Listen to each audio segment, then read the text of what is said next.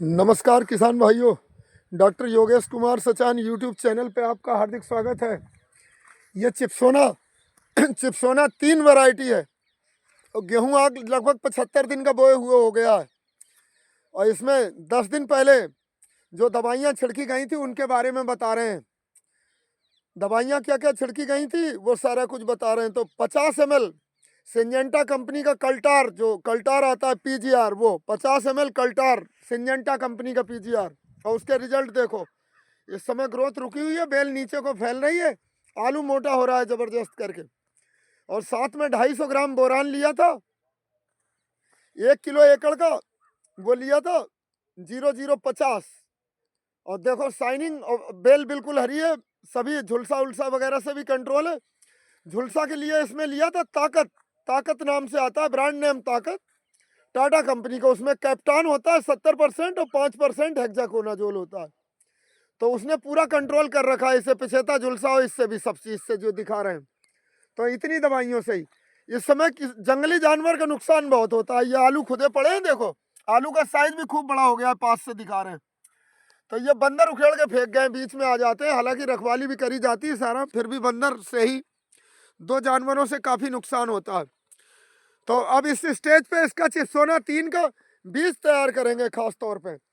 तो बीज में 90 दिन के अंदर पे, जब जिस दिन भी ये 90 दिन का हो गया, 90 दिन 95 दिन, तो उसके बाद इसका ये पालो कटवा देंगे, ऊपर की बेल जो आलू का पौधा ये बेल है पूरी कटवा देंगे।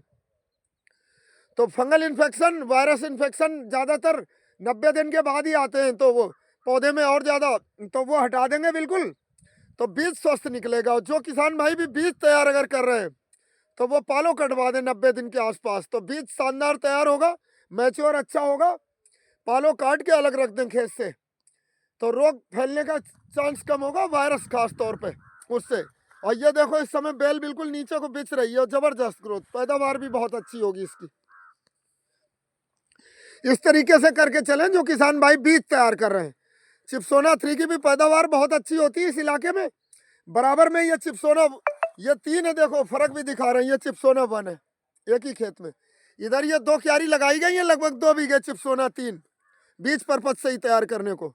तो डार्क ग्रीन कलर, ये फंगस इसमें कम आता है। चिप्सोना 1 में बीमारियां ज्यादा आ रही, देखो बराबर दवा लगाई गई एक सी। चिप्सोना 1 ज्यादा ससेप्टेबल है फंगस के प्रति, और ये चिप्सोना 3 डिजीज रेजिस्टेंट है, इसमें बीमारियां नहीं बिल्कुल। देखो dark green, healthy colour, first class, same दवाइयों से देखो। और इसकी पैदावार भी इससे ज्यादा होगी जब पौधा स्वस्थ है, हेल्दी है। दोनों का कंपेरिजन दिखा रहे हैं। ये इरिगेशन चैनल के बाईं तरफ चिप्सोना 1, ये जो दिखा रहे हैं देखो, इसका कलर भी उससे उतना नहीं हो, बराबर खाद फर्टिलाइजर। और ये चिप्सोना 3, तो दोनों में जमीन आसमान का अंतर है, बहुत फर्क है। इसकी पैदावार भी ज्यादा होगी, आलू भी ज्यादा मोटा, और ये फंगस के प्रति ज्यादा ससेप्टेबल है। तो कंपेरिजन चिप्सोना 3 ज्यादा एडवांस वैरायटी अच्छी है, तो इसकी खेती करें। पुखराज की करें, कल संभल थे हम, तो पुखराज की भी पैदावार बहुत अच्छी हो रही है इस साल। पुखराज की खेती करें, पुखराज की जबरदस्त पैदावार होती है। और ये मिट्टी की क्वालिटी भी देखें, यहाँ जो दिखा रहे हैं ये सैंडी लोम सॉइल है, बिल्कुल बलुई दोमट, आलू के लिए ही चैंपियन है। तो इसकी करके चलें। अब ये देखो, ये वाले प्लाट पे आ गए चिप्सोना 1, तो इसमें देखो फंगस ज़्यादा है उसके कंपेरिजन में, दवाइयाँ सेम लगी हैं, उसमें ज़्यादा बेहतरीन हुआ। तो पैदावार भी चिप्सोना 3 की इससे ज़्यादा आ रही है, जो आलू के कंद भी देखे। और किसान भाई इस समय क्या काम करें वो बता रहे हैं। जैसे बरहों के किनारे ये मिट्टी धुल जाती है पानी काटते समय, तो आलू हरे होने लगते हैं। अगर लेबर है पर्याप्त आपके पास, तो इस समय जहाँ जहाँ बरहों के किनारे इस पर मिट्टी फिर से ढक दें, आलू खुल जाता है। तो चूंकि तने का ही रूप है, ट्यूबर हरा होने लगता है, फोटोसिंथेसिस होने लगती है। मिट्टी ढकवा देंगे फिर हरा नहीं बनेगा, और हरा आलू सस्ता बिकता है, उसकी स्वाद भी अच्छा नहीं होता है इतना। तो मिट्टी ढकवा दें, खासतौर पर चैनल पे, सिरों पे, जहाँ जहाँ खुल रहा है, फिर हरा नहीं बनेगा एक भी। तो हरा बनने से रोकने के लिए इस तरीके की प्रक्रिया अपनाएं। और इस समय कोहरा पड़ रहा है और मौसम धुंध, देखो 10 बजे का टाइम हो रहा है, फिर भी अभी दिख नहीं रहा होगा दूर, थोड़ी दूर तक का ही। तो इस तरीके से करके चले जो किसान भाई बीज उत्पादन। ये फिर देखो नुकसान, मन बहुत दुखता है जब खेत पे आते हैं। ये देखो बंदर उखेड़ के फेंक गए, खाया कम है और नुकसान ज्यादा। ये जो पड़े हैं बंदर नुकसान कर जाते हैं, बंदरों से ही खासतौर पे इस इलाके में ये सही का नुकसान है। तो इनकी तो खाली रखवाली से ही बचा जा सकता है। ये देखो कंद का साइज बहुत बेहतरीन बन रहा है। ये सही का नुकसान है, सही उखड़ के फेंक जाती। कलर देखो कितना शानदार।